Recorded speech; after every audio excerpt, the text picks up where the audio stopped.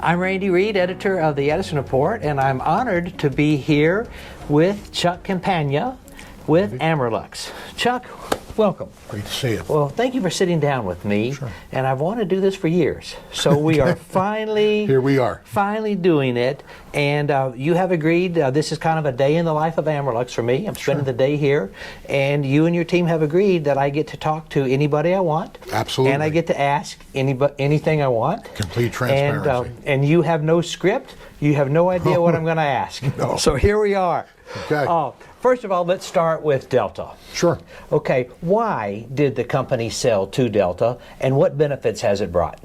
Well, I have to say that our previous owner, Frank Diassi, really cared about the business and, more importantly, about the people and what was going to happen to them after he sold the company. As Frank was getting on in years and he knew it was time to sell the business. We've seen so many great independent lighting companies that have been purchased by conglomerates, and before you know it, the culture's gone, the overall business is gone, and it's absorbed into another plant. And the brand disappears many times. Brand disappears. I mean, Kurt Versen. Great company. Right. How does that happen? Among others. But he did not want that to happen to Amerlux. We worked a long, hard time to build the brand into a high-end architectural lighting company. He didn't want that to be lost. And of course, then he didn't want to see everybody disappear and get moved to another area. Okay. We have second and third generation in the plant.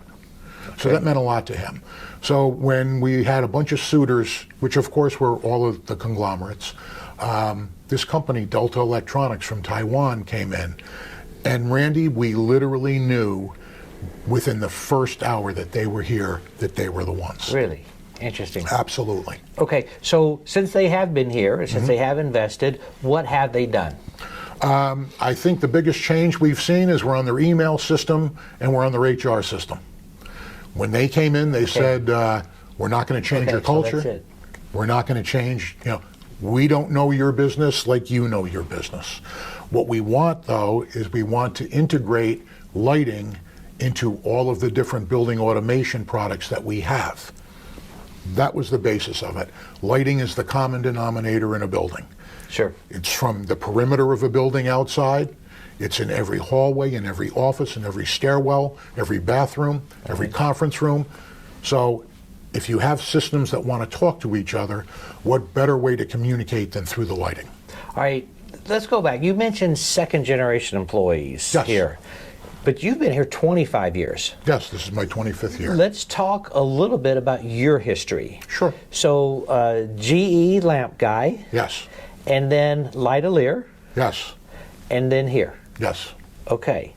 How did you make the decision to leave a company like Light-A-Lear to come to Amerlux, which I used to think of as kind of a supermarket lighting company, and I used to sell ballast to Joe Manning decades ago. Right. Okay, so how did you make that decision to come here? Well, the company was known for a long time in the supermarket business, and it's still a big portion of our business, but now only about maybe 15%. So the whole business structure, our served markets have changed dramatically. But I was at Light-A-Lear. I had the pleasure of working with and for Larry Powers and Zia Eftekar.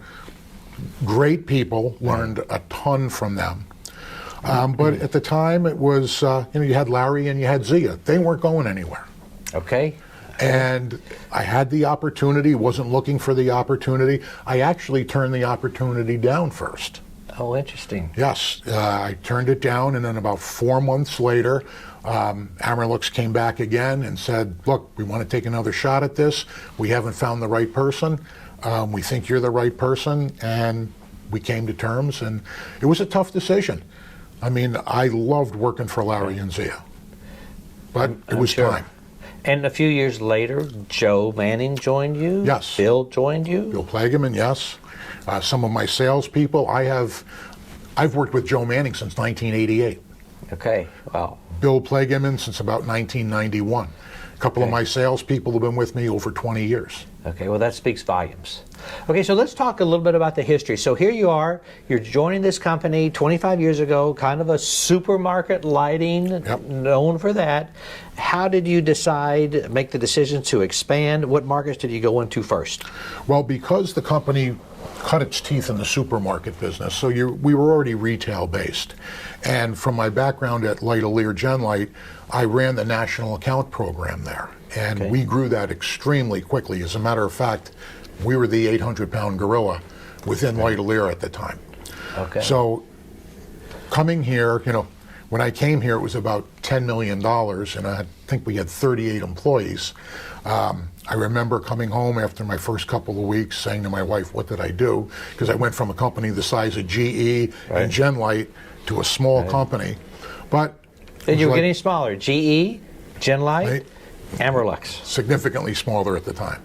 So used a lot of my contacts, my distributor partners that I had worked with at Light Lear. We listened to the market. We developed products very quickly for the specialty retail market. And then, of course, Mini Mastercolor came in, Right. and we just embraced it. And the company And you just were took off. from one of there. the first, if not the first, at least in North America, on that product. Oh, absolutely. We were the first. The first, okay. Yes. So, and we took advantage of that, and our company just grew by leaps and bounds. Okay, so again, it was kind of a technology play, if you Yes, will. absolutely. Because you had this technology, you were first with it, and you took it to market, and then that opened the doors. Exactly. And you pretty well did that with LED. From Same what I thing. understand, from in talking to Joe a few minutes ago, you didn't retrofit any of your fixtures, your metal halide Oh, yeah, fixtures. no. You brought brand new fixtures, and this is where you beat the conglomerates. Yes. Because they had these giant shoe boxes that they had already tooled, and so they're putting they're putting the LED in these giant shoe boxes. Right. We actually, it all started with one of our customers, a large supermarket chain. Typically they're on cutting edge supermarkets because their operating costs are so high. They're working on very small margins. So Right. wherever they can save money, it falls right to their bottom line. So we developed our first LED track head for one of our supermarket customers, and literally within 8 weeks from the visit of the customer to a prototype, they approved it. We went into production, and we had the first, I think, really solid LED track head in the marketplace, and it just took off from there. So it was all not retrofitting our existing product line. It was all fresh ideas. Great. Adding new products, Yes. and then I assume sunsetting the metal halides Yes, over time. it phased out, and but we didn't think the adoption rate was going to be as fast as it was. But once you had a proven product, as a matter of fact, I think it was only a few years ago that we started replacing some of those original track heads. So we had a very good life out of them as well. So, and that just was proof of concept that, Right. we knew what we were doing. Joe Manning and his team are just phenomenal. Okay, so you've moved into LED. You said that supermarket now is 15%. Yes. What are the other markets that you're big in? Really, still specialty retail, but our biggest market now is the commercial office fit-out business, commercial lighting. We do a lot of work in either national companies, Deloitte, people like that, major law firms, as well as one-off office projects. Very strong in the New York City area. That's where we literally cut our teeth in the New York City market, in the commercial market, and no tougher market in the world. No doubt. So you're going to find out really quickly. Right. One of two things is going to happen when you enter the New York City commercial market. You're either going to be found or you're going to be found out. And we proved that we were found and that we were a valuable commodity. And of course, you have a very strong relationship with the design community. Absolutely. And of course, a lot of that starts in New York City, and then it gets you on designs throughout the country. Yep. That's why we started off in New York. 35 to 40% of the world's specifications come out of there. Right, right. Okay, how do you see the economy right now? Look, it's a struggle. I mean, anybody that says it's not a struggle is fooling themselves. Especially, you talk about the commercial fit-out business. COVID destroyed the in-office. people are just starting to come back to the office. But then as they start to come back, you have inflation and the interest rates are up, so now who's going to develop real estate? Who wants to move their office? We're finding that people are actually downsizing, and that plays to us as well, because you have to change everything in there. So a lot of our product development on the commercial market is suited to the office fit out. Okay. Okay. And then a lot of the offices, at least in New York, are being converted to residential. Yes. So do you play in that market? Yes, we do. The high-end residential, the condo towers, that's where our Solace downlight product, which is very shallow, comes in, and we've had huge success with it. Okay. How you mentioned people aren't coming back to the office. We see and hear that and read about it quite a bit. How is it to call on lighting designers when they're not all in the office 5 days a week like they used to be? Well, you've got to find ways to get their attention, because honestly, they get tired of the Zoom calls. You know, how many Zoom calls and Skype calls and team calls can you do in the course of a day, week, month, month after month after month? So we use creative ways, but now that we're starting to be able to get back into the offices again, try and do things after hours, not only lunch and learns, but more, wine and cheese, product presentations, things like that. I think that's a great way to do it. Okay, let's talk a little bit about the future. What is the future of lighting, and what is the future of Amerlux? Where are you going next? I think that with being acquired by Delta Electronics, which is a $13.5 billion multifaceted company, with very, very few, if any, products actually branded Delta Electronics, big contract manufacturer. But in 2016, they started a new group called the Building Automation Business Group. And they started out by purchasing a company which is already called Delta Controls, out of Vancouver, which is room controls, air quality control, HVAC control. And then a company, Vivotech, which is security-based, facial recognition cameras, license plate recognition cameras, all different type of security systems. Then a company, Loytech, which was dolly dimming, room controllers, again, HVAC control, access control to buildings. And most recent, then Amerlux in 2019, and then most recently March Networks out of Ottawa, Canada, which is business analytics that combines the business analytics and marries it up with security cameras. Wow, no, I missed that one. I was not aware of that. So it's a business analytics business working with security cameras. Absolutely. So you're capturing data and you're analyzing it. Exactly. I mean, one of the biggest pain points that they solve, what's the biggest issue with retailers today? Theft. Shrinkage, theft. Okay. Their analytics combined with security cameras can avoid a lot of that, and there's customer testimonies at how less shrinkage they have by using these systems. So now we're starting to put the cameras that they use with their technology in our fixtures. Interesting. And that's where I believe the business is going. When a company like Acuity says they're no longer just a lighting company, they're a technology company, they're exactly right. That's where this business is going. And I believe not only are the manufacturers going to have to move towards that with their product development, but I think all of the independent sales agencies are going to have to start embracing other products other than lighting. Non-lighting products. Exactly. Look at how many want EV chargers right now. Delta makes EV chargers. Right. Delta makes the drivetrains for electrical vehicles as well. But I think the independent reps are going to have to expand. As I'm hearing this, you really have the benefits of being a conglomerate without the pitfalls. Exactly. Because you still run your own business, and it's manufactured here. We make things. Right. That's one thing that, as I see companies advertise that they're a leading manufacturer. No, they're in a leading assembler or a leading importer. Right. Importing something in a box and shipping it out of a different box does not make you a manufacturer. We make things from scratch, from fabrication. Our curved linear, our circle linear, we bend the aluminum here. We're doing everything here. We're making our angles and linear systems, welding them here. We do everything from start to finish. You'll see very few finished products in our warehouse. Everything is made to order or made to measure, linear systems down to 1/8 of an inch within 4 weeks from an approved drawing. Okay, that's a big deal. It's not the big that eat the small, it's the fast that eat the slow. Oh, okay, I love it. Talk a little bit about circadian entrainment. Are you doing anything in that field? Yes, we are. We've actually done a number of projects using circadian technology. You know, a lot of the trading floors now are 24/7, no windows. They don't want the traders to leave their desks. They're bringing them breakfast, lunch, and dinner there.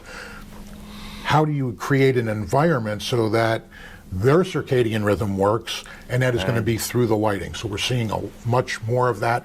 Also in healthcare, especially in elder care, nursing homes, dementia patients, Alzheimer patients. You know, it helps give them a sense of morning, afternoon, night, when it's time for bed. So I think you're going to see more and more of that becoming more popular and necessary. Okay. You are not net zero, but I understand you're going to be working on a solar project in a few years. Tell our audience a little bit about that. Well, Delta Electronics is, I would say, in the top 5 companies in the world being green. I mean, from day one. They have millions of square feet that are net zero. Our North American headquarters, 400,000 square foot facility. Northern California. In Fremont, California. LEED Platinum Net Zero. Wow. So we actually are gauged in our executive compensation as, what are you doing to reduce carbon? That is part of our KPIs. Okay. So we expect to be net zero here within the next 24 months. Okay. Wow. That's a huge achievement. It's a lot of work. To do it in 24 months. All right, then let's continue the conversation. What about the circular economy when it comes to luminaires? Are you doing anything in that regard? Absolutely. Of course, Declare is becoming more and more important, and your client base with their ESG is becoming more and more important. If you're not paying serious attention to that and incorporating that not only into your product design, but into your production as well, you're making a big mistake. That is, again, something that's coming really hard and really fast to this industry. And for those that aren't prepared for it, you're not going to be able to compete. Today, are you seeing designers ask for Declare labels? More and more. Okay. More and more. And that's a good thing. Absolutely. So, we've talked about circular economy, we've talked about sustainability, we've talked about net zero. Where are you going from here? I believe that, you know, lighting is going to be an integral component of building automation. Right now, a facility manager in a building has all of these disparate products that help him run or her run a building. None of them speak to each other. Right. What is the common denominator in a building? Lighting. I believe we're going to see a lot of building automation products, whether it be fire suppression or fire warning, access control, security, who belongs in a building, who doesn't belong in a building. I think eventually you're going to see products, unfortunately in the world we live in today, you have an active shooter, being able to lock that active shooter down in a certain portion of the building through the technology. Whoa. That's especially huge. In schools, malls, so corporate I want offices. to expand on that. So let's just say there's an active shooter in this room. The lights working with sensors, and there's that thing called I can't think of the name. Shot recognition. Shot recognition. Sure. Would say, okay, this is it. Boom, we're going to lock this door. We're going to lock this portion of the building down and not allow them to have access to the rest of the building. Just think of how many lives could be saved if that technology was with us. I'm in Nashville, and we had this Covenant shooter not too long ago, and I mean, it is just horrendous what happened.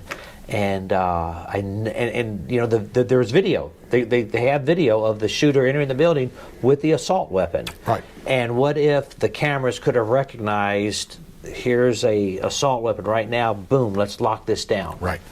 Never thought of that. We have. Okay. And Delta Electronics has. So we've got the high-end security cameras. We've got marched networks with analytics as to who's in a building, who shouldn't be in a building. We have access control with Delta Controls and Loitech, and we have lighting. Put that all together, that's where I think our industry is going. Lighting is going to be a critical component of that. Like I said, it's the common denominator of every building. Okay. So Chuck, again, you've been here 25 years. The business is booming. It's growing, even though we are in a tough environment. What are your personal plans? How are you going to do this? You know, I've always been a very, very competitive person. Right? Football? You know, myself, my kids, they're all competitive athletes. Soccer professional here. hockey, soccer, college soccer. I've always been passionate about the business and very competitive. The only difference I see in myself today from my days as an athlete to now is my uniform. It's the only thing that's changed. Okay. I want to win. I love to compete. You know, they're going to have to drag me out of here. Okay. But I've been asked to take on this challenge of the Building Solutions America with Right, and Delta again, Electronics. Okay, so that's Delta. So you continue running Amerlux, Yes. and you got this huge additional duty of kind of integrating Yes. the businesses for Yes. Delta. Right. So Building Solutions America actually will be based here at Amerlux. We're going to be building upstairs a complete office for this group. They're going to be based here. They are going to be collaborating with all of these different technology companies that are part of the Building Automation Business Group. We're going to put that together, and we're going to launch that starting January 1st. It's going to be our active launch, but we're already working on products, already have been working together on synergies. So that's going to be the next phase for me. I'd like to eventually hand it off, but I'd also like to still keep a finger in it in some manner. Sure. Well, this is a reason for me to come back. So, I want to great. hear, Anytime. I want to see about that. Okay, look All forward right, to it. thank you.